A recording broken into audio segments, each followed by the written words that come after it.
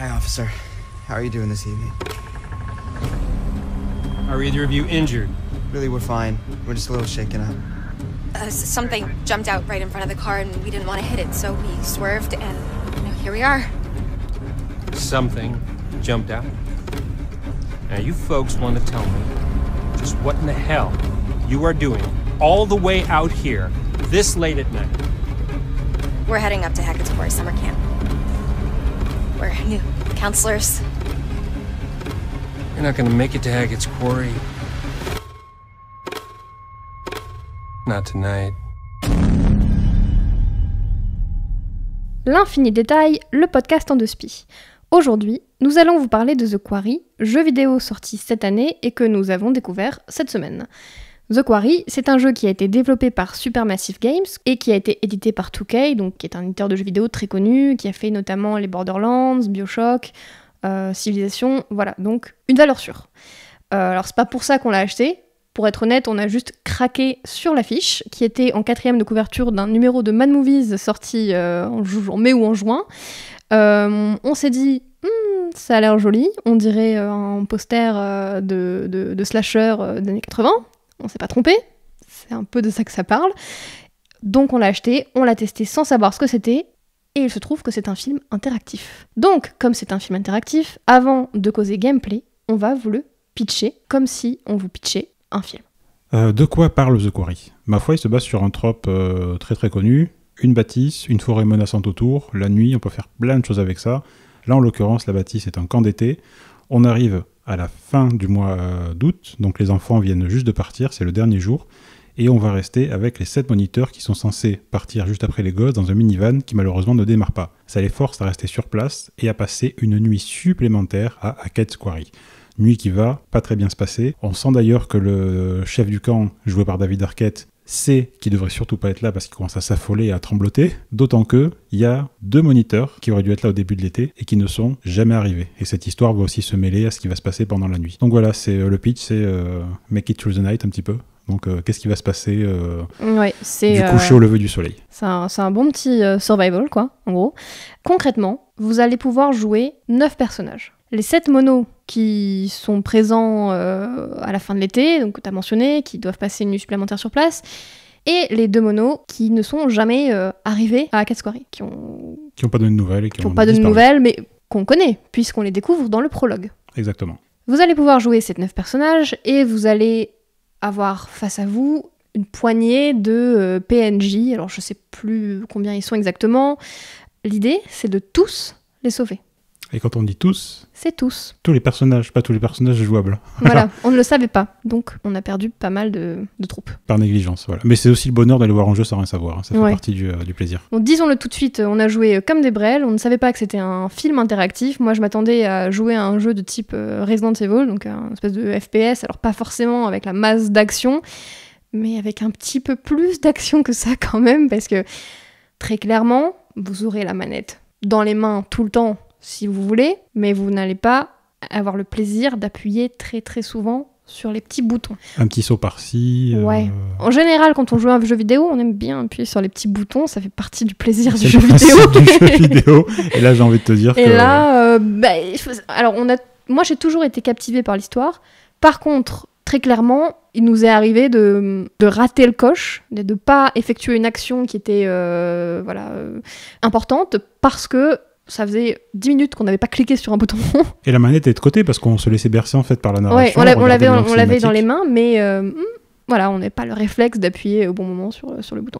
Donc, rapidement, qu'est-ce que vous avez quand même comme type de gameplay, d'interaction dans The Quarry ? Vous avez la possibilité de faire avancer les personnages, donc vous les jouez à tour de rôle, de les faire avancer et ramasser des objets qui sont des indices qui ne servent pas à grand-chose, très franchement. Enfin, en tout cas, quand on découvre le jeu. Après, je sais pas. Vous avez la possibilité de leur sauver la mise en appuyant précisément sur un bouton à un moment donné, par exemple pour les empêcher de trébucher, voilà, leur faire une action rapide qui peut leur sauver la mise, ou carrément leur coûter la vie. C'est là-dessus où on s'est un peu raté. Et vous avez ce qui constitue 80% du gameplay, ce sont les choix narratifs. Ça se présente toujours comme une alternative. Vous avez le choix entre répondre, alors c'est soit dans une discussion avec un autre personnage, donc répondre de telle ou telle manière, par exemple répondre de manière amicale ou répondre de manière sarcastique, répondre en montrant que vous maîtrisez la situation ou répondre en montrant que vous êtes paniqué, et vous avez aussi ces alternatives dans des situations, scènes d'action, on va dire, où vous pouvez soit fuir, soit à l'inverse vous cacher, ou encore tirer ou ne pas tirer sur quelqu'un ou quelque chose. The Quarry, c'est ça. Ne vous attendez pas à autre chose que ça. Et vous aurez, si ce que vous voulez c'est shooter sur tout ce qui bouge, moi c'est ce que je préfère quand même, vous aurez la possibilité de tirer 3 ou 4 fois. Notamment sur des pastèques. Notamment sur des pastèques. Immobile. Immobile, voilà. Donc, un gameplay assez limité, mais voilà, on s'est lancé sans savoir ce que c'était. Je pense que si on connaît, et notamment si on a joué à Until Dawn, qui est le précurseur de The Quarry, qui a été développé par le même studio et qui a, je crois, rencontré un grand succès, vous saurez exactement à quoi vous attendre et vous y prendrez certainement un plaisir immense. Parce que, disons-le, c'est bien foutu, The Quarry. C'est intéressant, c'est prenant, c'est hyper bien caractérisé. Franchement, ça fonctionne. Moi, je me suis quand même laissée happer par l'histoire et j'avais vraiment pas envie de voir ces personnages mourir. Ça a plutôt bien fonctionné pour moi et c'est à ce point un film interactif que... On a eu cette discussion il y a longtemps, mais tu sais, il y a 2 écoles. Voilà. C'est qu'il y a souvent les joueurs qui aiment beaucoup la liberté, donc qui vont plutôt aller vers Skyrim, ou même vers GTA, même vers The Witcher, ou que sais-je, jeu vraiment à monde ouvert. Et il y a les gens dont je fais partie, qui sont des joueurs du dimanche après-midi. Je ne me lève pas pour jouer.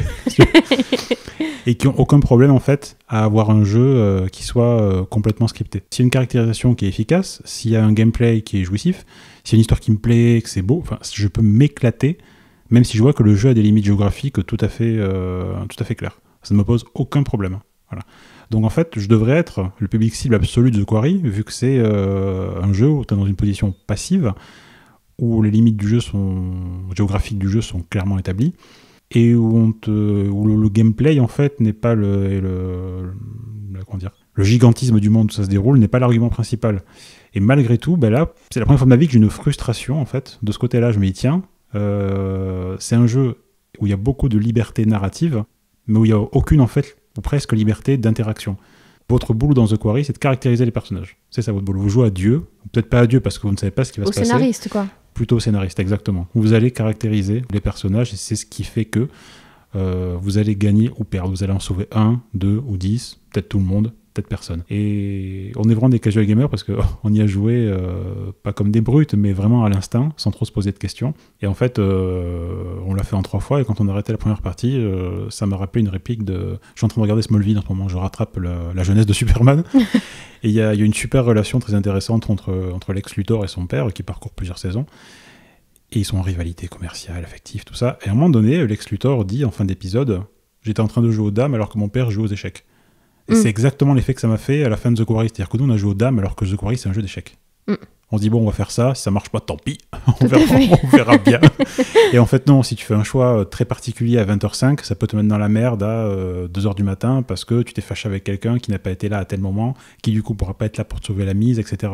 Donc c'est à la fois très simple d'apparence, mais en fait tentaculaire. Non, la mécanique de jeu est assez complexe, et moi je trouve qu'elle est...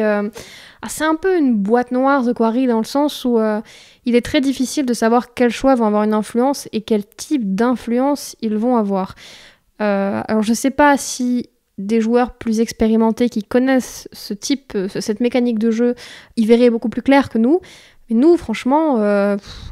En fait, c'est pas forcément un gros défaut. Moi, ce que j'ai trouvé assez chouette, finalement, c'est qu'au moment où on vous présente un choix, ces fameuses alternatives dont je parlais, le choix ne s'impose pas vraiment. C'est-à-dire que parfois, même dans une situation où vous devez assurer votre survie ou celle de vos camarades, vous allez être tenté de faire le choix qui va correspondre à la personnalité du personnage que vous jouez.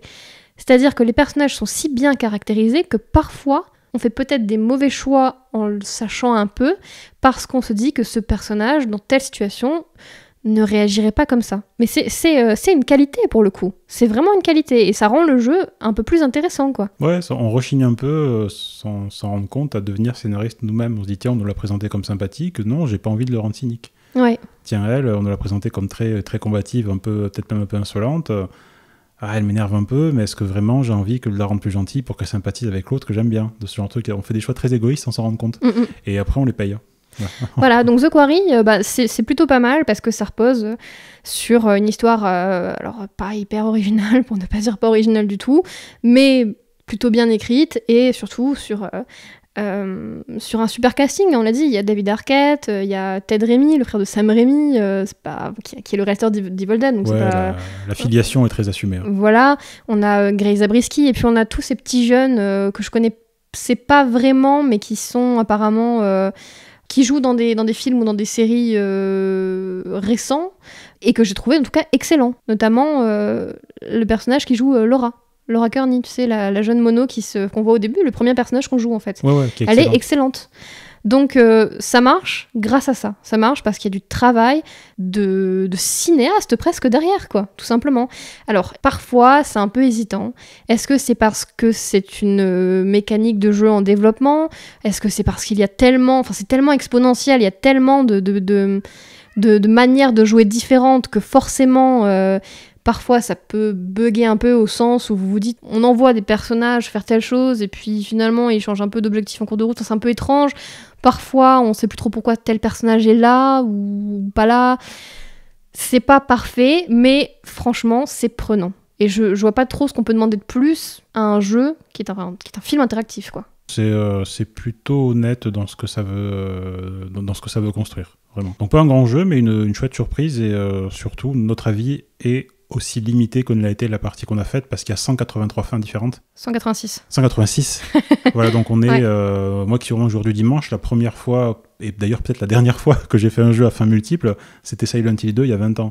Et ça m'a tellement fait peur que j'ai pas voulu retourner, en fait j'ai eu qu'une fin. ça me terrorise, si tu veux. Ouais, et donc ouais. The Quarry est 1000 fois moins flippant, je pourrais tout à fait y retourner. Mais là aussi, il y a un bond en avant, donc ce podcast ne porte en fait que sur une expérience de 8 heures qu'on a eue. Oui, voilà, on va terminer là-dessus. Donc c'est un jeu effectivement limité dans sa durée, mais vous avez la possibilité non seulement de sauver des personnages, avec un mode qui s'appelle le Death Rewind, et vous avez un mode cinéma aussi qui, si vous avez tout simplement envie de vivre cette histoire, qui est une sorte de mini-série en fait, qui dure entre 6 et 10 heures, quoi, si vous avez envie de le vivre de manière totalement passive et de profiter du scénario, des personnages, eh ben choisissez le mode cinéma. C'est une très bonne option également. On vous conseille The Quarry et on vous remercie pour votre écoute et on vous dit à bientôt. À bientôt.